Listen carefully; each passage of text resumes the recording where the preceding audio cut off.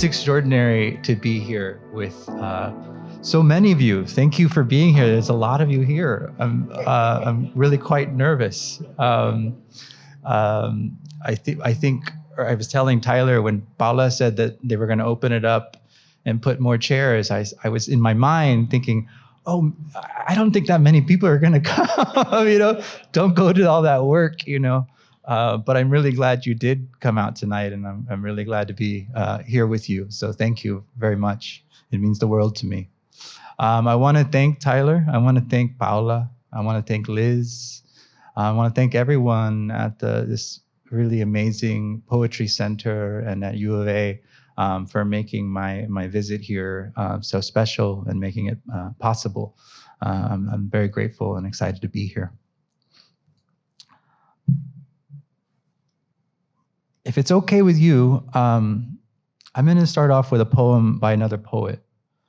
I found out the sad news that a poet that I know passed away, the poet Nick Carbo.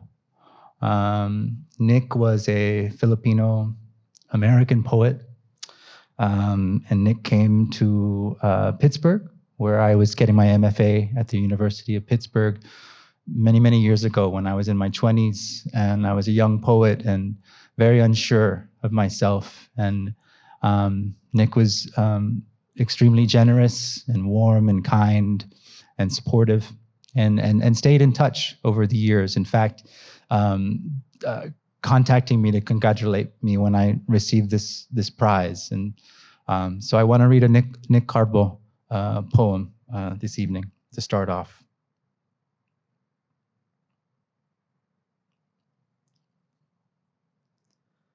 For my friend who complains he can't dance and has a severe case of writer's block. Then take this tambourine inside the sheep barn. Listen to the anaconda's intestines, the shark's walking stick. Learn the river insect's secret neon calligraphy. Swim through Frida Kahlo's hair and come out smelling like orchids. Lift your appetite towards the certified blue turtle. Feast on Garcia Lorca's leather shoes and taste the sun, the worms of Andalusia. Don't hesitate in front of a donut, a Ferris wheel, the Crab Nebula. Excavate diamond-eyed demons, Chaucer's liver, Minoan helmets. Paste Anne Sexton's face on a $1,000 bill and purchase a dozen metaphors. Beware of the absolute scorpion, the iguana with the limping leg.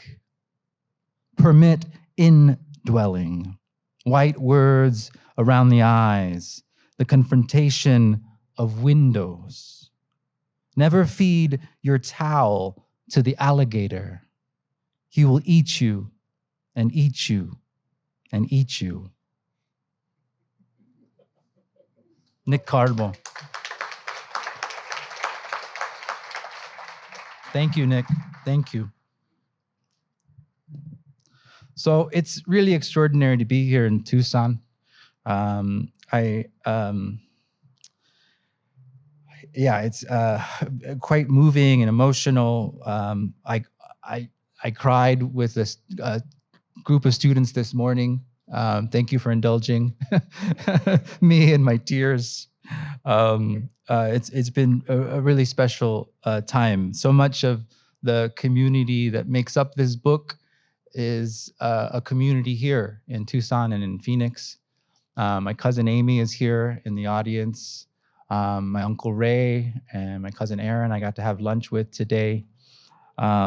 So it's really exciting. And normally I say like an introduction to the book, but Jacqueline's introduction was just extraordinary. So thank you so much again for your work. It's so generous.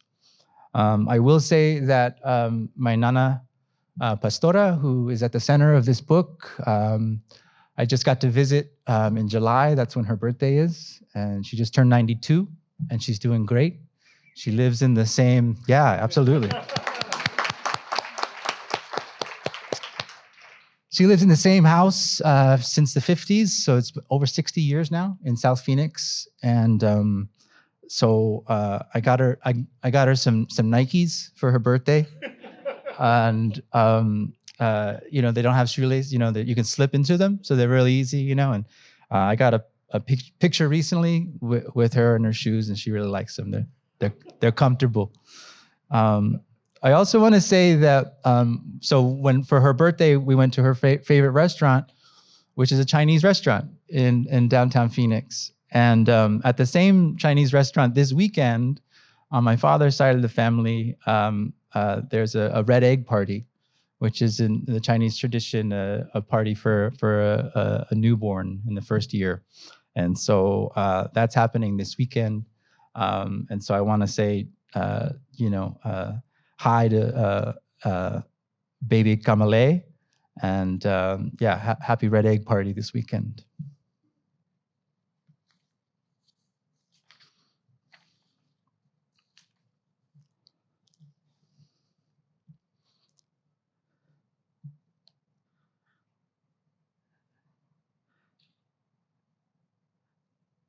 Teléfono roto.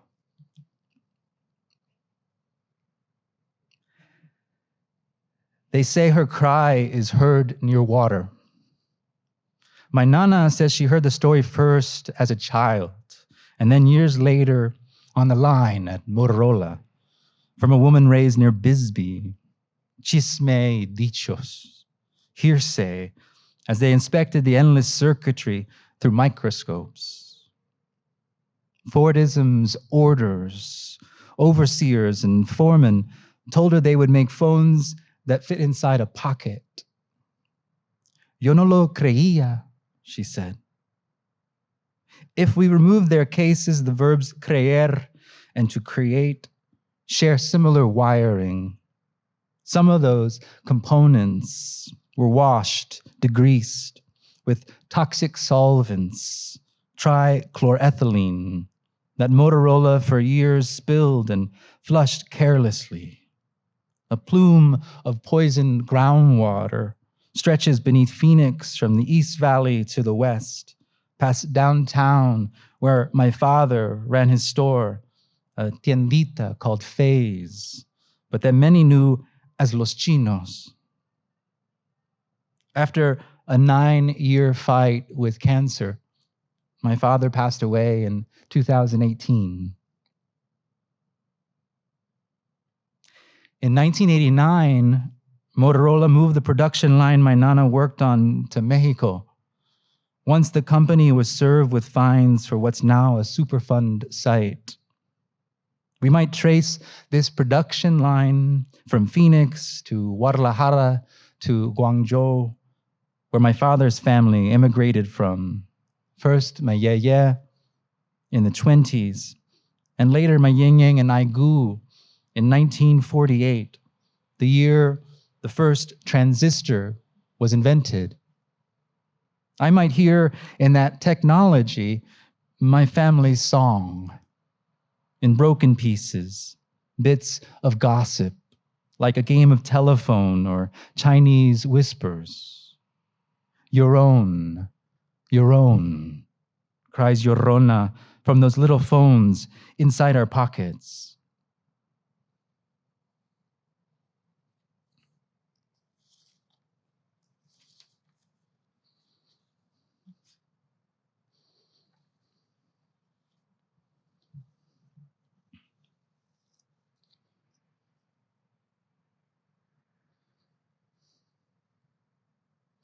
Julio Cesar Morales is an artist and curator at the museum here. I don't know if he's here this evening. You know him, Tyler? Yeah. He's an extraordinary artist and curator. He, with another curator named Xiaoyu Wang, organized an event called Soul Mining that featured artists engaging with Asians throughout the Americas and specifically Latin America. And he included this poem, Chino, in the museum exhibit. It started out at ASU, and then it went to the Vincent Price Museum in Los Angeles and East LA. Chino. The olla knocked with steam. The masa cooked. She said her eyes are China. The vowel switched on an aura, a shine that sheens the threshold. The vowel was spell, an eye that might we, an eye that echoes how we're seen and see. Identity. Ay Dios, she exclaimed, surrounded by photos, niños y nietos, where I am the only Chino. How might I see through my family's eyes, an owl's eyes and ojos, and one in its lid turned sideways, mu.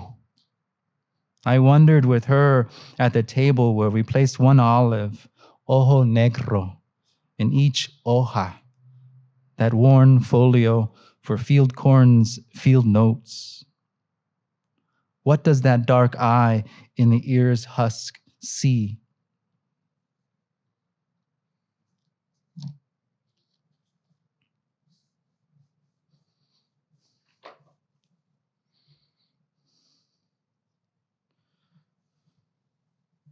So my bisabuela, my grandmother's mother, her name was Rosario, and she went by Chayo. My Nana Chayo had a tendita also, a little store in front of her house. And she sold raspados and chicle and soda. And on certain days of the week, she had menudo. And in 72, the conservative legislature passed a law prohibiting collective organizing, striking during the lettuce harvest, during the harvest. And Dolores Huerta and Cesar Chavez came to town to protest. And Chavez hunger struck. He did a hunger strike. And he did so at a community center that just happened to be across the street from my Nana Chayo's tendita. And this poem references that history. Raspadas.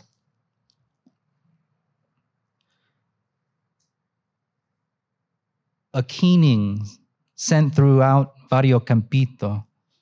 Nana Chayo's grinder crushed black ice for her raspadas.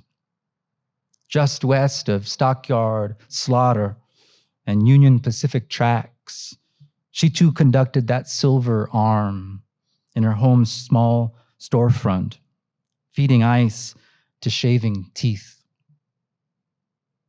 In Raspar, hear her voices saw scratch and wood fire below enameled pots. Ronco, my nana, her daughter, says when I call up enfermo, like bronco and bronchitis, and those roping winds in mesquite, open opera, these trees hoarse with asthma. Huelga came too from pant, blow, and breathe. Bellows resist. So in 72, when Huerta and Chavez came to Campito for his fast at Santa Rita Hall that summer, amid monsoon, no less, they chanted with Coretta Scott King and John Baez, Si se puede, across the street from my nana's tiendita, y raspadas. Con leche, con piña, con fresa, she poured flavors from bottles lit like church glass. Up from Sinaloa, 1917, She came bird breasts to her breasts, bra pinioned wings, smuggling swaddle-tight cockatoos, silenced over the border with coos and seed. Rosario, entrepreneur, renter of tar roofs to gold-toothed cattlemen, stood over pit fire, ladling to sod farmers, tripe and hominy, and started out some years prior from lettuce cars, packed, bound for markets east, swiping ice cakes for her raspadas, their bright rosary, our heirloom, went by Chayo for short, rancheras from her radio. I saw her once shake out her dress and molt.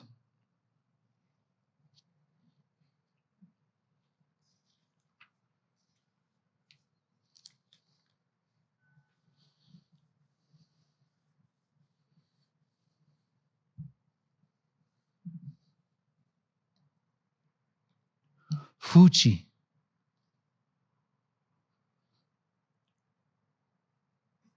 Fuchi when we passed the stockyard or city incinerator.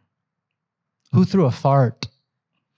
Nana would ask, as if the offense were a grenade or a football. I didn't know the origins of her phrase, its handoff, until I learned tirar in Spanish class. I've read of toxins in electronics plants, chemicals that poison, cause cancers, numb the senses of smell and taste, with odors in so-called clean rooms. Did the smells elicit a fuchi? Fool, please, I hear in the word. I hear Chinese too. Think of those moves in Qigong. Part the horse's mane, strum the lute, grasp the sparrow's tail.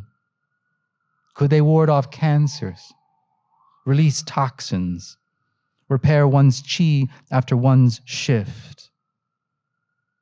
I remember Chichi Rodriguez parry his putter with a flourish after sinking a putt, then sheathe the club at his waist in a make-believe scabbard. In grad school, I learned of Kristeva's abject, those liminal spaces between what we reject and what we obsess. Growing up Chino, the question I was most often asked, besides, what are you, was, do you know Kung Fu? Kung, I looked up, means skillful work, hard training, or endeavor. Fu means time spent. I asked my Nana about her time in the factory. I worked the scopes, she says, looking for marks. If the wafer was scratched, I threw it out. What is it we keep? What is obsolete? That's when I think my eyes started to go bad. What kind of seeing is hardwired in our circuitry? They were like tiny little maps, she tells me, of the city.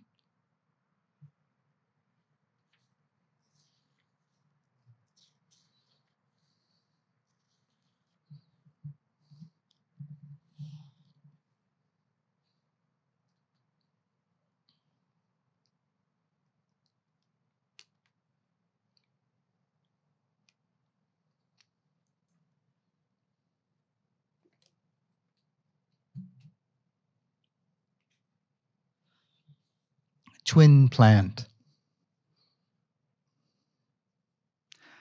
I Google and get Yamela, but no cuate from Coatl, the twin and serpent entwined in the word, mirror image of head and tail, forked tongue knit of sibling and sibilance.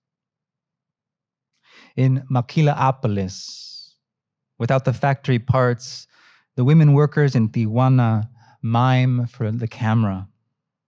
They could be tethering distant kites, leading discrete symphonies, turning arms in Tai Chi's cloud hands, rather than assembling flat screens for a factory plant. Move your hands as fast as your mouths. My nana says her supervisor ordered them in Phoenix. She started in 68, her line work that moved duty-free parts from factory to fabrica, over the border to be assembled with cheaper labor. Retiring in the 90s as the murders of maquila workers were on the rise, my grandmother may have had a part, a chip she inspected, placed inside a product by a woman working in Juarez. Faced with the violence, words seem empty, feel fabricated. When I try imagining the woman holding the circuit my grandmother inspected, I am shy and frightened. Maybe she came up to the border from Durango or Oaxaca, maybe Sinaloa, where my nana's mom, Rosario, came up from. Maybe, like her, it was the first time leaving home. I imagine parts of a life, but cannot know the whole. In Spanish class, we learn indirect and direct object pronouns, how they connect to the conjugated verb. In English, I place the who before whom and what in the wake of acts. To think of indirect and direct in union with my actions is to think in relation. In the syntax of an assembly line, what part of speech are you? What part is duty-free? I like to imagine the talk and clap back, the factory line side eye, somehow encoded in those Phoenix circuits, recorded, overdubbed, downloaded within the photolithographic nanopaths my nanapat and her co-workers inspected. Lithography originally copied sheet music. Could we hear then a choir, a gossip of warning, of healing, of organizing and resistance inscribed on the staff lines of the circuit? Chisme is gossip, but also gadget, thingamajig, from Latin's chimex, that bug and malware of whisper, hack of na'a, and virus of de veras. On a circuitry neither discrete nor discrete, but integrated with words, and like the phones, their parts made, moving at light speeds and faster than their hands ever could.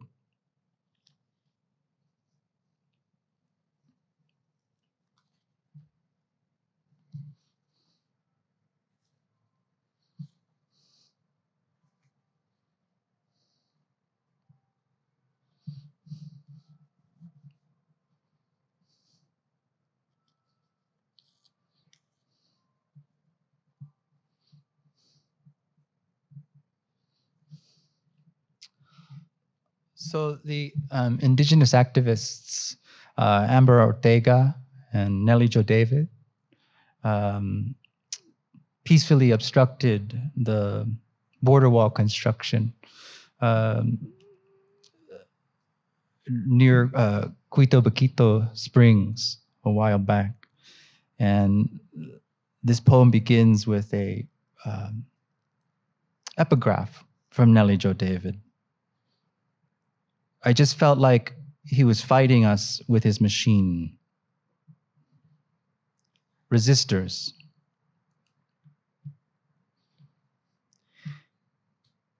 In Guadalajara, to see where Motorola took the line my grandmother worked on, I can't find the site, but spend the days in naves of a deconsecrated church, looking up at frescoes by Orozco.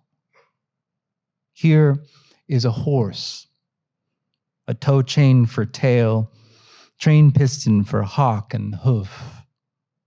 Over murdered Mexica, Cortez stands, lug nut hips and kneecaps, gauntleted hand at the sword hilt, silver as a knot of solder. Opposite him, the Franciscan and his Latin cross, miter sawed angles hewn down to dagger point, and an angel in assembly line armor lifting a bloodied banner with the stenciled letters of an alphabet. The one I must have started learning sing-song in the pitch and timbre of Milk Teeth at 48th and Willetta, a one-bedroom duplex west of Papago's greasewood and buttes of sandstone, and a block down from the Motorola, where my grandmother punched in nights to look after a conveyor of semiconductors, those nascent ancient rotaries strung up to starlight, an empire, gaslighting like that gas painting of progress and whiteness, wrapped in telegraph wire, lithe and looping as cake shop box string. No wall on no autumn land, I hear the woman today protests from the bucket of a front-end loader, a caterpillar, by her presence dumbstruck on tread wheels tall as vault doors. Its maw metal hollow, a confessional or old Mountain Bell phone booth she stepped into amid the felled saguaro and ribs of organ pipe. Her body, where dirt goes, says her body is the lamb the wall wants to eat. I stream this, download by data plan, by bandwidth, from the cloud servers deep in their grid deserts to the crystalline and rare earth minerals, making my cell phone black box theater, making her code, making her algorithm, both soprano and Mario Savio. The solder seemingly quantum leap from soldada and solidarity. Still, I remember the ram's horn baritone in my Nana's King James. Imagine her driving those years with riders to shepherd the sound through solid state and know the harder truth. The defiant mic this woman makes resonates with her body within the digger's teeth.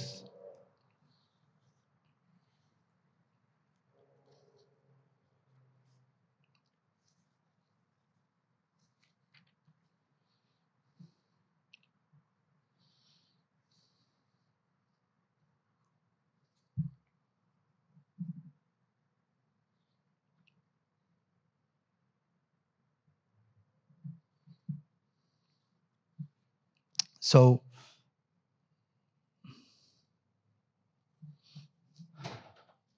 my mom wanted to name me Brian, and my dad, who had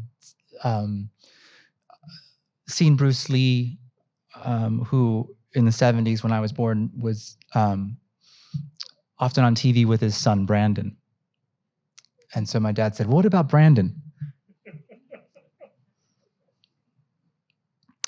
And my Chinese grandmother, my dad's mom, gave me a Chinese name, transliterated Brandon, into a name that was Bendun. And as the custom is, she put an "ah" at the end when she talked to me or called to me. So it sounded like Benduna. And I wanted to do a poem with that "ah" sound. And so this is that poem. It's called Inventory.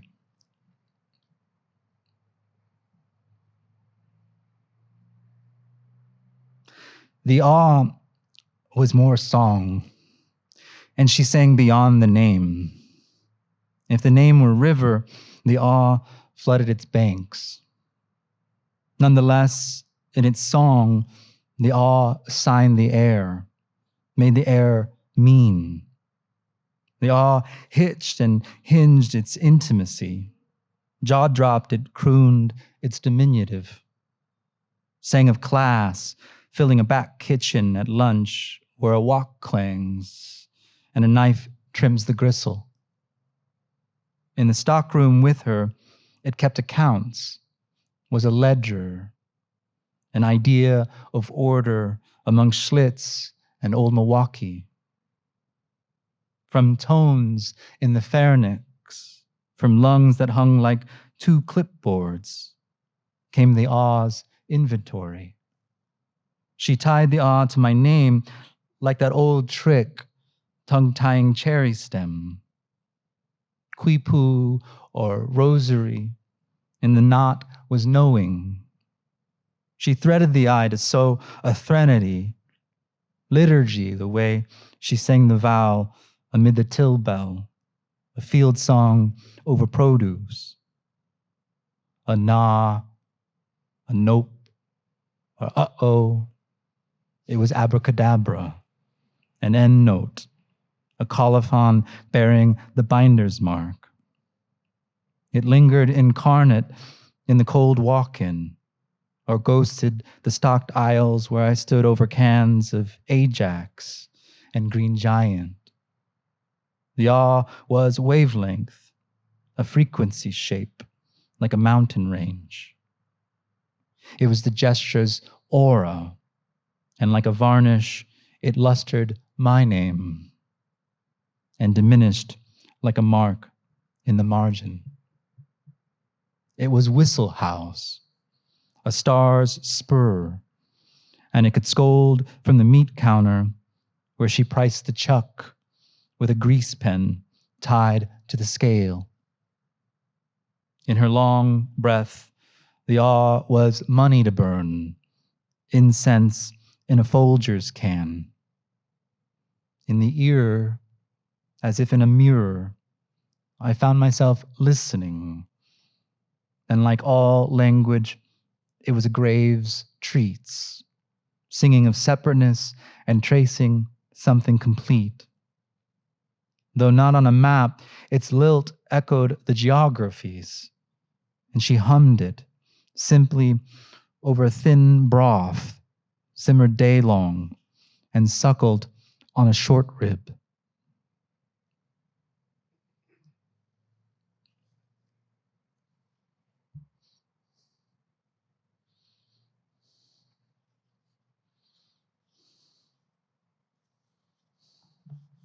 I just have two more poems. Thank you again for listening and being here tonight. Antenna.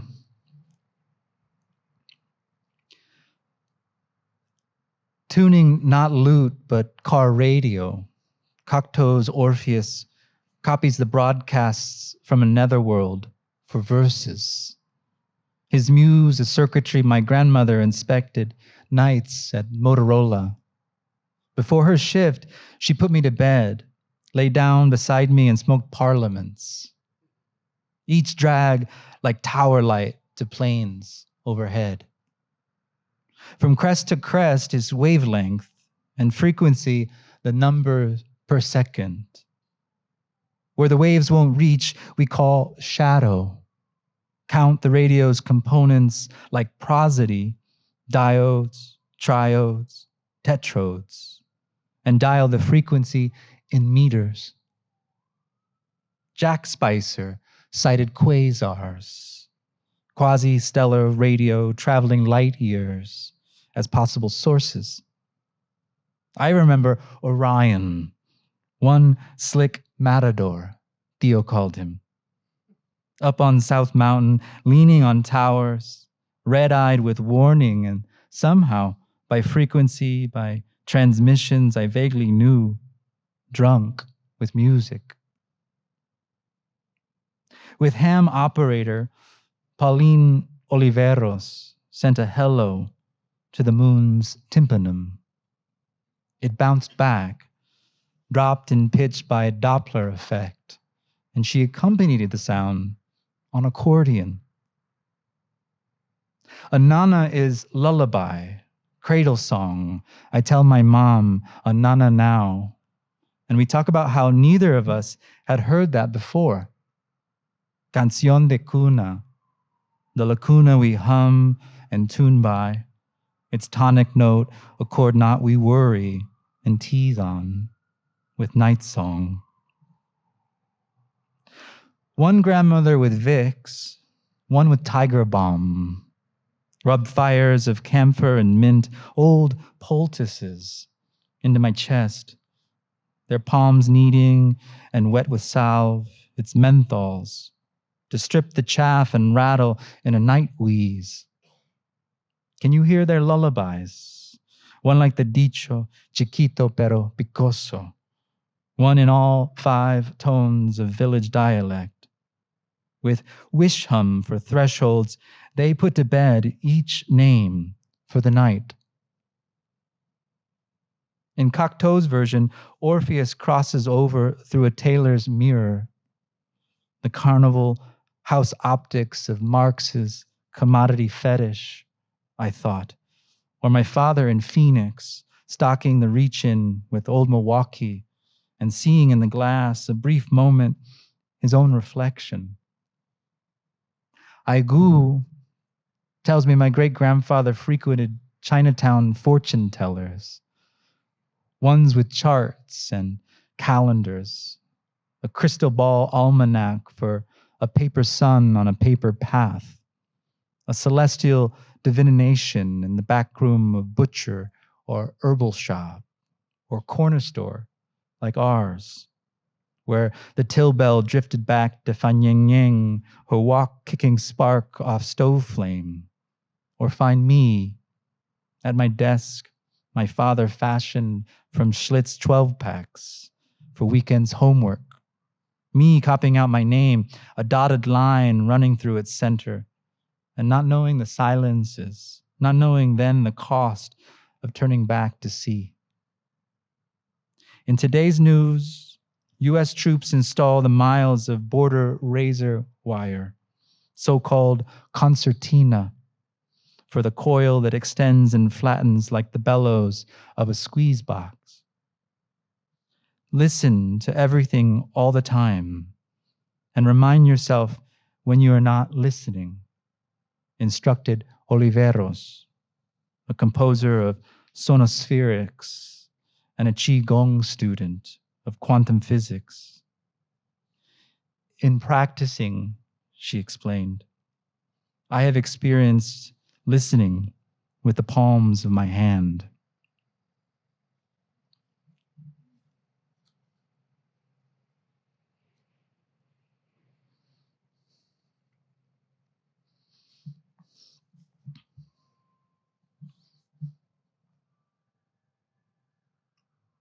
Transmitter. In Judy Vaca's mural, The Great Wall, a Chichimeca woman on a comet tail of field corn hovers and whispers in the ear of Edison, the Zacatecan, the secrets of the light bulb. Orale, my mom texts, but autocorrect sends Oracle instead. I remember as a kid looking up from the passenger seat at the work badge my grandmother, after each shift, clipped to the rear view mirror's wood bead rosary, a dashboard milagro in the dial light of her Chevy, its tooth class bit into the Hail Marys as if to test the solder of that circuitry.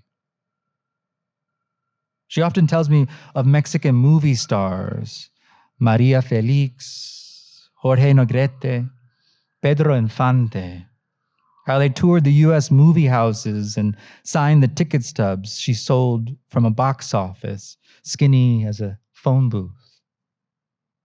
A transmitter made from gold beater skin stretched across a hoop drum. Bell's phonautograph used pig bristle for a stylus to sign his speech waves on a plate of smoked glass.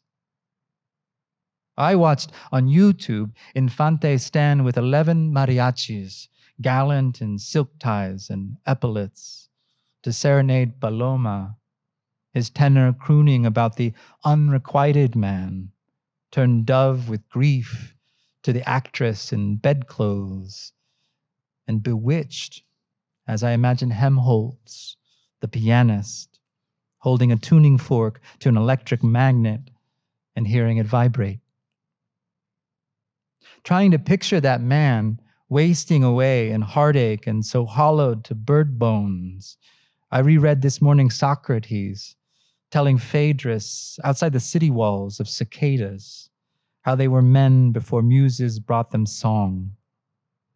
Unaware the cost, I climbed mesquite limbs for the discarded skins, brittle as chicharrones, and cupped their matchlight in my boy hands.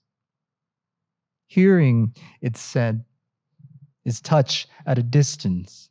Ola is amp and trough. Frequency equals waves, passing a given point. My nana's voice is creosote and parliaments, tenor and rasp that sidewinds cell towers over chevrons and Ocotillo, through ironwood and arroyo, moving in the megahertz her hands made. Thank you so much. Thank you.